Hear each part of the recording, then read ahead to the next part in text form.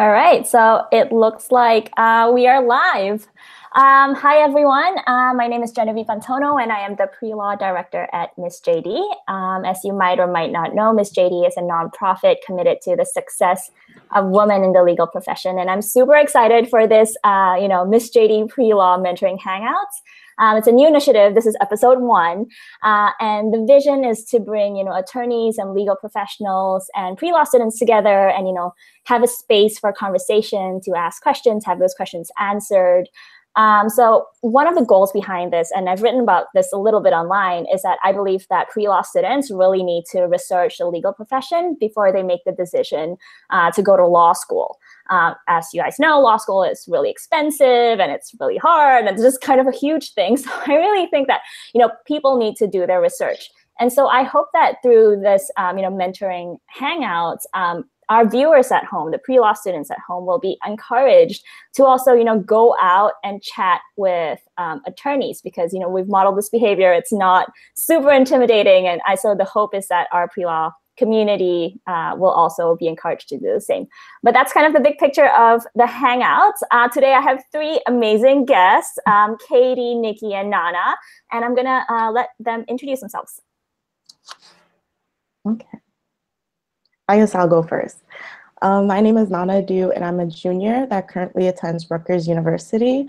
I'm studying political science and human resource management.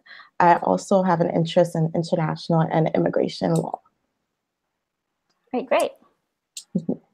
I'm Nikki. I'm a junior at Columbia University. I'm studying psychology and computer science and hoping to go to law school. Amazing. And hi, my name is Katie Larkin-Wong. I'm an attorney at Latham Watkins in San Francisco, where I practice antitrust and white-collar litigation. I'm also the former president of MsJD, where I met Jenny, but I think you're going to tell a little bit more about that. Yeah, and hi, everyone. I graduated from Columbia University last year with a BA in political science. I currently work in-house at a real estate private equity investment manager, and I also volunteer as the pre-law program director at MsJD. And so, as Katie was saying, the stories of how I met, Nikki, Katie, and Nana, these are stories, I think, stories about how networking doesn't have to be this crazy, gross, artificial thing, but about how if you're, just a genuine, likable person who, reaches out to people proactively and maintain those relationships, networking can be quite, painless and actually very enjoyable. Right. So, Katie, do you want to chat about how we met, or I can do that? Sure. Either way, whatever you want to do. If you want me to tell the story, or you can. So how I remember it is, so Katie was doing a Q&A on a website called the Label League about, how it's like to be a lawyer. And I reached out to her on that website. I wrote a question, typed it in, and she replied. And then I followed up by email and Twitter. And then we just kind of maintained this relationship on Twitter for a while. And then we started doing things together. When I was president of the Columbia Pre-Law Society, we organized a pre-law night at Latham in New York. Later, when I, founded this corporate law mentoring circle at my university, Katie was also my mentor, gave me advice as to how I can run that. And then over time, it's just kind of just built into this, great relationship. That's how I viewed it.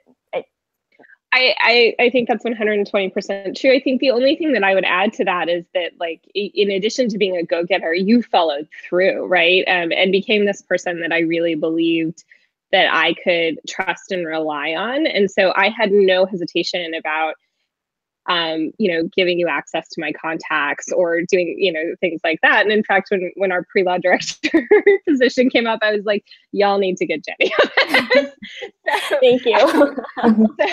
It was really natural. And that's in part because you're someone who, follows through and does things. And, and honestly, I look good in addition to you looking good when you and I do stuff together. So I'm thrilled to be a mentor and be helpful. Thank you. And Nikki, we met when you were a freshman and I was a junior. So Nikki actually cold emailed me, was like, hey, you're president of the Pre-Law Society, let's grab coffee. And then, again, I started looping you into some events. You started blogging for MsJD, then you became a writer in residence, and then we also started doing a lot of things together.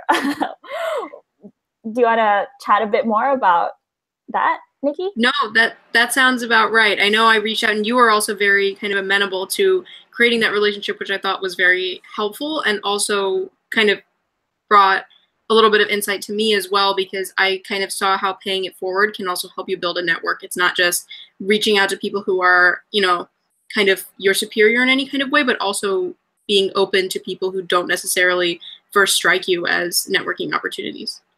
Yeah, and Nana, we just met on LinkedIn a couple of weeks ago. I shared a post. No, I wrote a post. Someone shared it. You commented on it, and then here we are. Yeah, so I guess why I'm kind of like going into these, it's because, you know, the topic for today is, you know, networking and branding, and so really you know, all three of you are so wonderful, and I'm so grateful to have you in my life. And it's just kind of this relationship. I think the stories of how we built this relationship, I think is just kind of great for our pre-law audience to hear. All right, but that's the intros. Let's kind of jump into our first question. So basically, question number one, can you give us an example of you know, a time when networking and or personal branding helped you kind of obtain a professional opportunity? I'll take that first. Okay. So I was a MsJD writer in residence, which is our monthly columnist program. When I was writing actually on networking and personal branding, I spent an entire year writing about it, and it was because I attended the MsJD conference and had a partner tell me, you know, you're a really lovely person, but I just sat with you at a lunch that was supposed to be about you learning to network. And you spent the entire time helping me learn about everyone else. And she's like, that's great. Like, as a person, that's a wonderful thing. But in terms of your ability to move yourself forward in the profession, she's like, you got to figure out how to talk about yourself. So I spent a year writing about how people do this, and interviewing people who do. And by the time I hit the next conference, I, you know, had built a network of people who were really good at self-branding and promotion. And I got the chance to talk about my blog with Victoria Pinchon, who at the time was writing for Forbes. And she looked at me and she goes, you know what? She said, not only have you improved in this, she said, but I'm going to feature you in Forbes about it. And I've since been, you know, I ended up getting featured in Forbes twice by Victoria because of that conversation. And that was just this incredible moment of realizing, like, not only can you, you know, the story for everybody here is not only can you network your way to things that you never thought you would network your way to, but B, like, you can network your way to, you can go from being really bad at it, which I was legitimately bad at it, to being someone who's actually really good about it. And I think the key there, you know, especially what Jenny said earlier, is it's got to be authentic and it's got to be your way. And so what I love about the stories about how you met each of us is they're all different. And many of them have like this very millennial undertone to them. Many of them were online and you know, like, let's grab coffee. And that's so millennial. And I think that's one of the best things about this generation. So we should take it and hold on to it and run with it. And yeah, so I'll stop talking now. But that's my networking story. And like I said, the key here is I was terrible at it. I was so bad. And it is something that's learned behavior. You can learn to do it and learn to do it well. But I will put a plug in for blogging and writing as a networking tool. I've actually written about this before. Jenny, if you want, I'll send you the link to the post and we can link to it. But it's one of the best things you can do to network, in my opinion. Yeah, that would be great. And we'll talk about this more a bit later, but so you, Nikki, and I were all MsJD writers in residence. But right, we'll come back to that in a little bit. All right, who wants to go next about how networking and or personal branding has helped you get an opportunity? Okay. Go for it. No, go for it. Okay. Networking helped me in terms of creating my organization. because by networking at this National Black Pre-Law Conference, I was able to meet people who were under that national organization. So I had the opportunity of meeting the pre-law director there, as well as other people involved with the organization that I didn't even know about. So by networking with the pre-law director, I was able to work with him and be in contact with him to create the organization that I have today, which is the Rutgers National Black Law Students Association, pre-law. And through that, I continue to go to these events, and they continue to send me emails about specific things going on in New York or here and like other kinds of things. So I was even able to network with the Rutgers Law School and BLSA through my organization from being in contact with a pre-law director at a conference. I love that. I love that you went to a conference, met the director, and then like founded, and now you lead your own chapter. This is amazing. And I also love the bit about how, you know, having one kind of like connection like that has led to so many more, right? So yeah. Nikki, do you want to go? Yeah, so for me, I think kind of learning about my networking style, I'm not very good at magnitude. I'm a little bit better at quality, I found. And so something that I push for a little bit is kind of just making sure everybody knows that I'm pre-law, which has actually produced, you know, being that obnoxious pre-law student who always wants to talk about the law, has actually produced some things for me. So my roommate, my first year in college, knew that I was pre-law, and so when an opportunity came up, she let me know about it. So that's how I got my first internship, was kind of, I just like landed in the interview room, and they weren't really looking for anybody, but I kind of got it, and it was all very fun. And so that was at Schumer's office, and so that kind of spurred my interest in like the relationship between law and politics. And kind of next semester as well, I'm working at a firm where I have a friend who worked there last semester, and so she kind of kept going back to the firm and saying, hey, you know, who's applying, and then when I went for the interview, I could talk about her, and she let me know about the opportunity. So kind of it opens up doors for professional opportunities, I guess more traditional professional opportunities as well, that you wouldn't necessarily know exist if everybody in your network knows what you're looking for.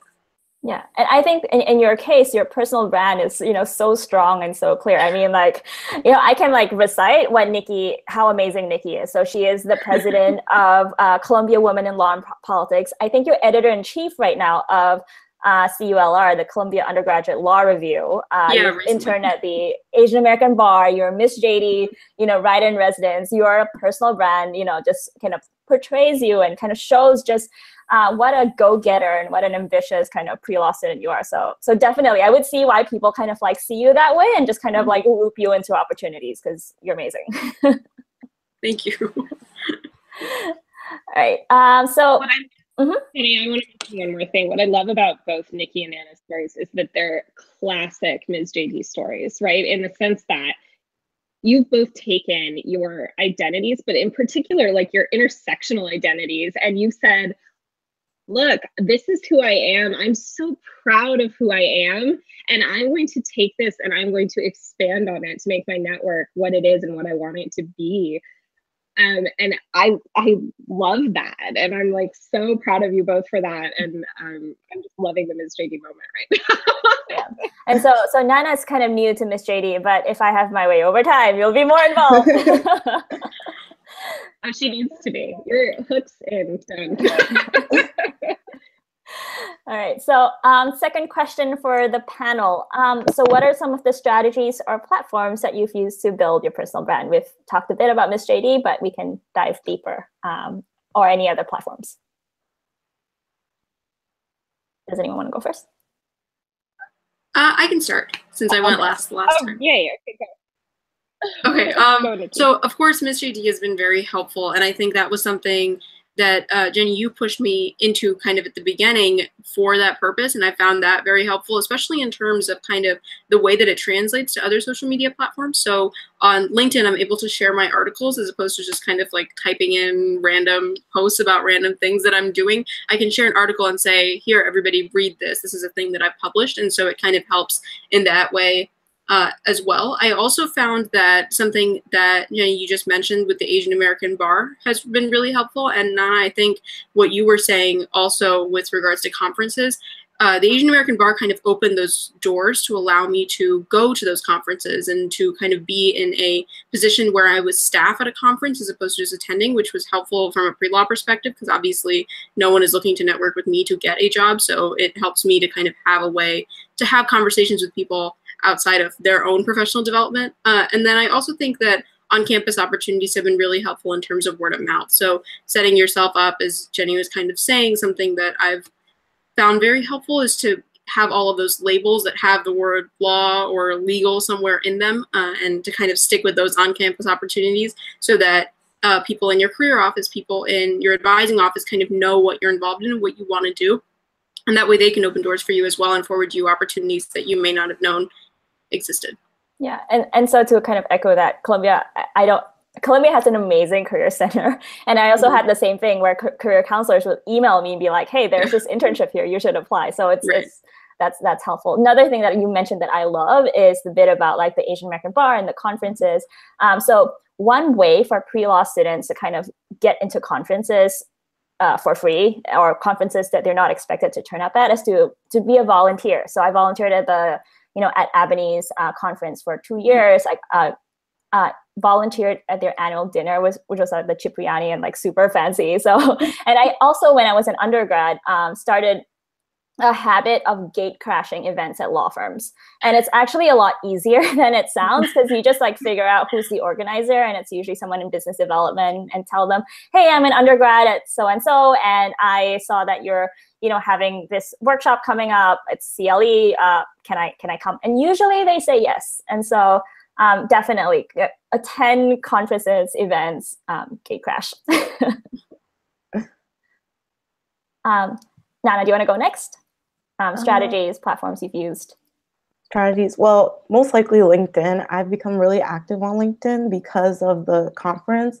They did have a lady, Miss Paula Edgar, come and speak and discuss on personal branding and LinkedIn and how important it is. And it was funny because through LinkedIn, I was able to meet Miss Hiroko Perzana, who is also an amazing diversity and inclusive officer at David Wright Tremaine. She is amazing. Like, she's the ultimate best when it comes to mentoring, and she's the reason I became more active on LinkedIn, because by meeting her, she's given me so many tips and so much advice on how to approach professionals on LinkedIn or even outside of LinkedIn. So I feel like a lot of people kind of think using LinkedIn may not be like the best for pre-law students, but I feel like it's the utmost importance to be active, because you never know who's going to provide you with an opportunity or who's even going to be a mentor or give you advice through that service. Right. And frankly, after we added each other on LinkedIn, when you like or comment on something, it just turns up on my feed. So I actually see you very active on LinkedIn. So you're on my radar like all the time. So I think that kind of just supports what you were saying. Katie, do you want to go next? Yeah, I have used all of those platforms. I also really love Twitter. I love Twitter as a way of connecting with people. I think you can find incredible kind of sub-pockets of communities. If you're interested in appellate law, you need to learn about the hashtag appellate Twitter. You are a woman lawyer, you need to learn about the hashtag Lady Lawyer Diaries, because it is absolutely worth following, and the women involved in it are so worth connecting to. So those are some of the examples of things that I've connected to. More recently, I've had a big change in my life. I had a baby last year, which was incredible. Such an amazing experience. One that I'm actually probably going to start blogging about, just to, expand that network a little bit more. And partially, honestly, to get back to blogging regularly, because I just haven't done it as much since I've come off the MsJD board. But, I have connected to this incredible community of moms who are also lawyers. And what an incredible thing to be, cued into. And that one I've done through Facebook groups. And we're there to support one another. And honestly, we're all over the country, and some of us know each other in real life and many of us don't. And people will post the most amazing, incredible stories with one another through that group, but also seek advice and look out for one another. And as someone who's about to go back to work, coming off of maternity leave, I'm really happy and grateful for that community. So I think the point of this is that there's a million platforms out there that you can kind of connect to and that you can use for networking purposes. I think you should try all of them and see what works best for you. I think it's really important to have some kind of presence on all of them.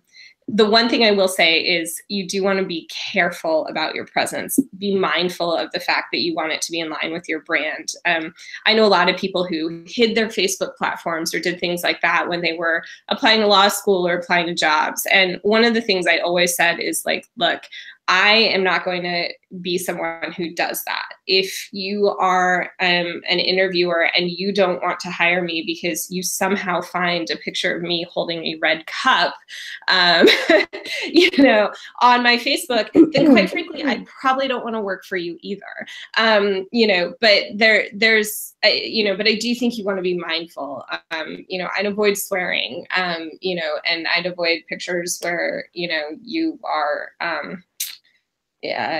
almost nude or anything like that. You know, I think there's a certain amount of things that you want to be careful about.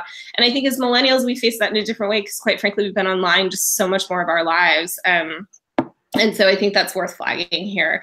But I do think that there's incredible opportunities out there to connect with amazing communities, and you just want to look for those.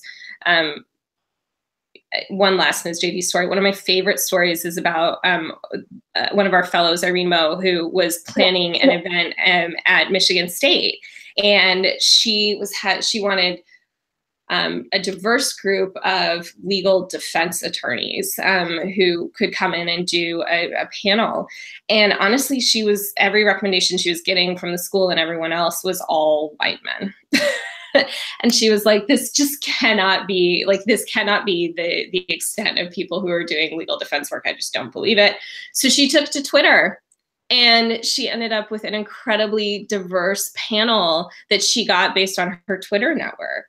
And it was like one recommendation led to 2 recommendations, led to 4 recommendations. She just ended up with this great group. And in addition to that, she ended up with all these people that she had connected with on Twitter who were similarly inclined on these issues. What an awesome experience and story, and what a great personal brand that she developed for herself by planning a panel at her school.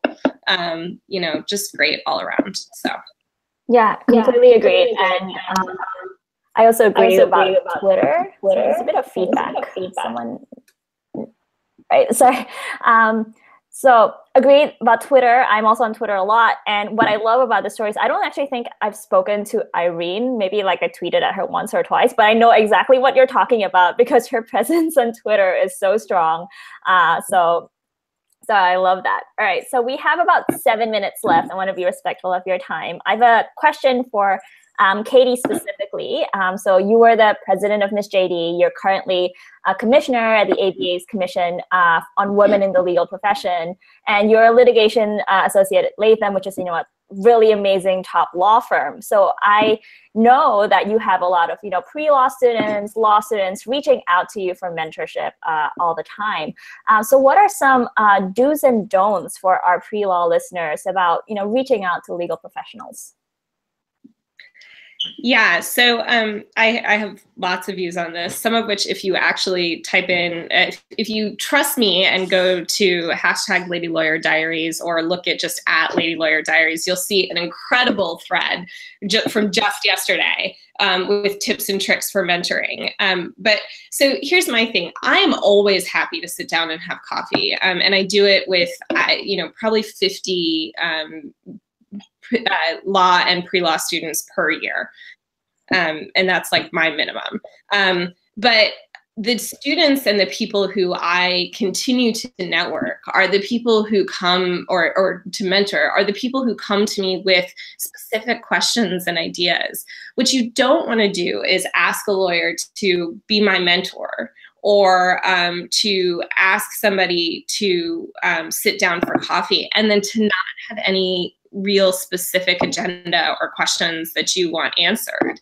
The problem with that is that it kind of feels like, you know, you don't know what you want out of this relationship. And so you're kind of wasting my time and yours because you don't know if you actually need me. If you do need me, I am more than happy to sit down and spend the time with you.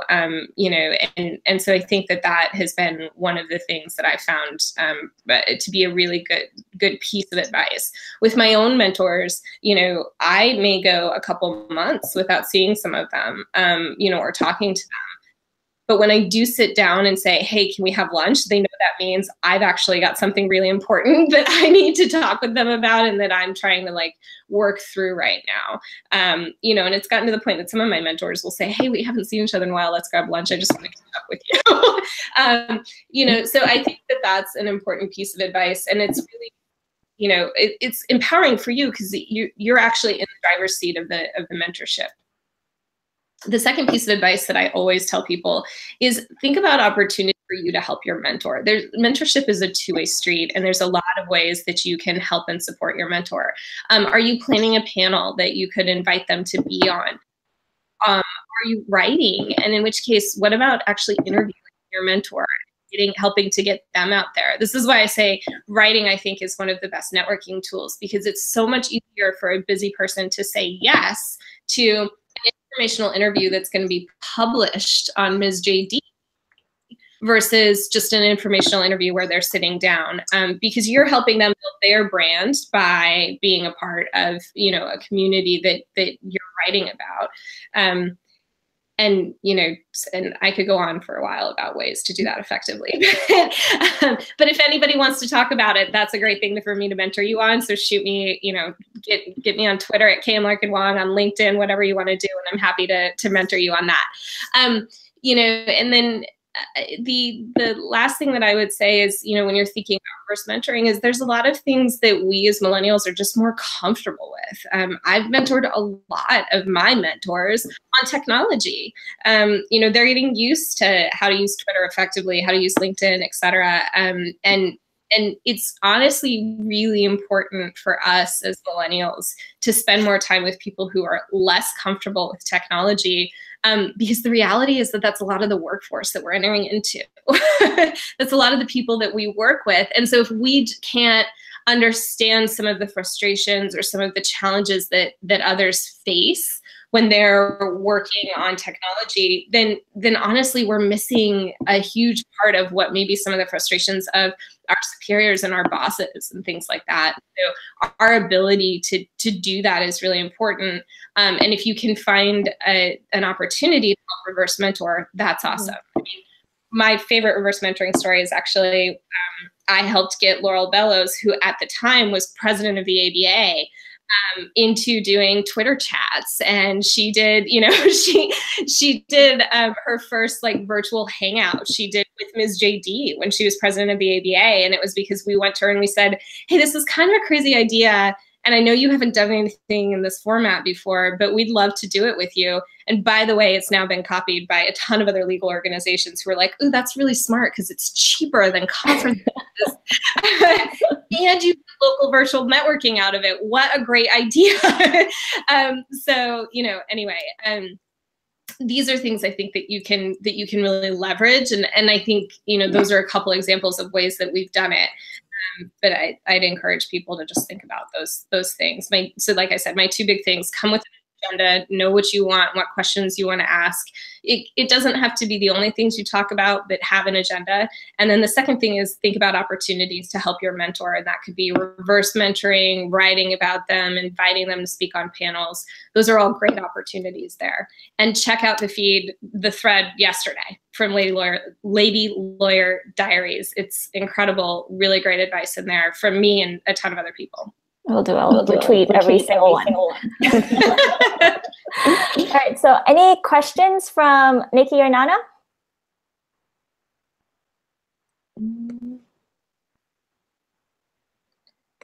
Question from me.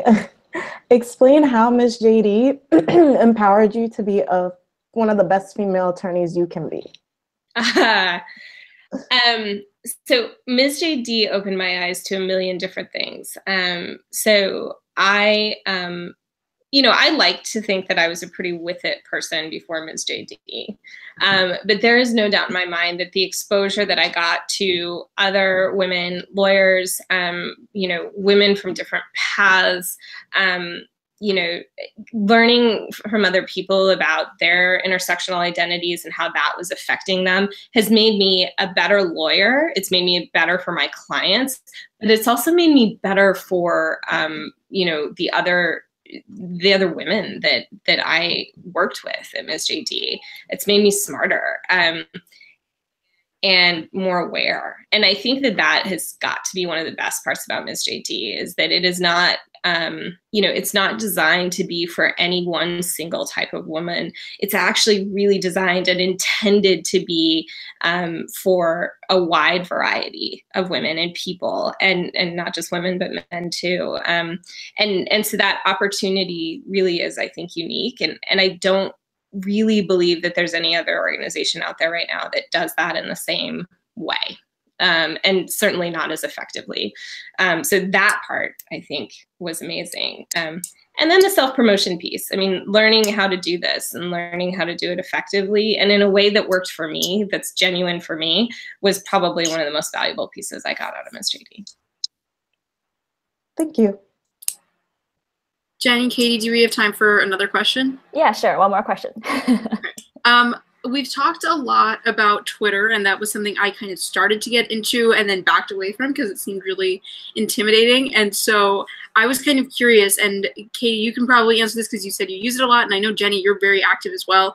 And so I'm kind of curious, how does one go about using Twitter? Because I know in a social perspective, you might give updates on your social life, but in a professional perspective, what does that look like?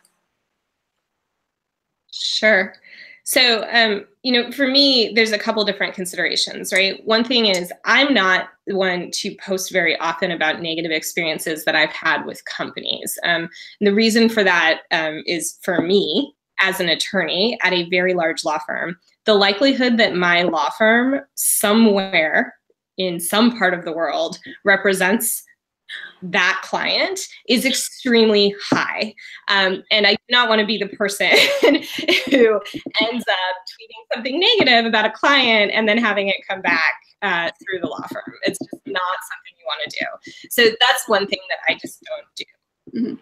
Instead, what I do is I try to use my Twitter platform as a way of advancing issues that I care about. I think of it as an extension of my brand. So I tweet about women lawyers. I retweet a lot of information about the Me Too movement right now. I, tweet about, I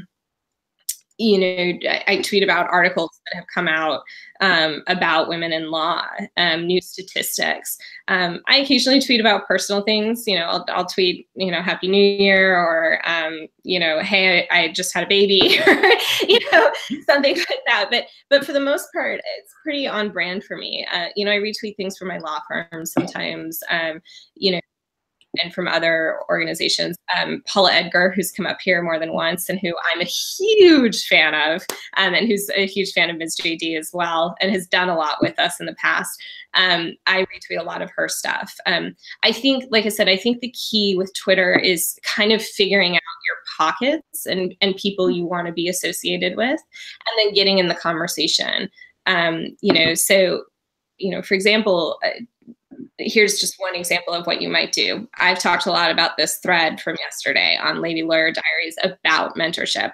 You might tweet a question at that thread and then see what happens, see who responds, connect to those people, have that conversation back and forth now in like 240 characters, I think it is, and see what happens. And it's also okay to get on Twitter and just listen for a little while. There's some people who lurk on Twitter for a little while and then dive into the conversation. But those are my tips. Jenny, you've been incredible at this. I'm sure you've got on it. So another thing that I use Twitter for is to kind of keep in touch with legal news, just kind of things that are happening in the industry, you know, trends towards legal tech, what big deals law firms are working on. So sometimes it's like, oh, there's this merger, and I'm like, oh, who's working on it? I get most of that information through Twitter, and it's especially when I was an undergraduate looking for internships, that knowledge just was so helpful. You know, like it would just come up in interviews, just kind of being commercially aware. So that's another thing that I use Twitter for. All right, so we are out of time, but thank you so much for what I would say is a very successful first mentoring hangout for MsJDPreLaw. So thank you all. Thank you, Jenny, for planning this, and to Katie as well for your time. All right, bye-bye. Bye.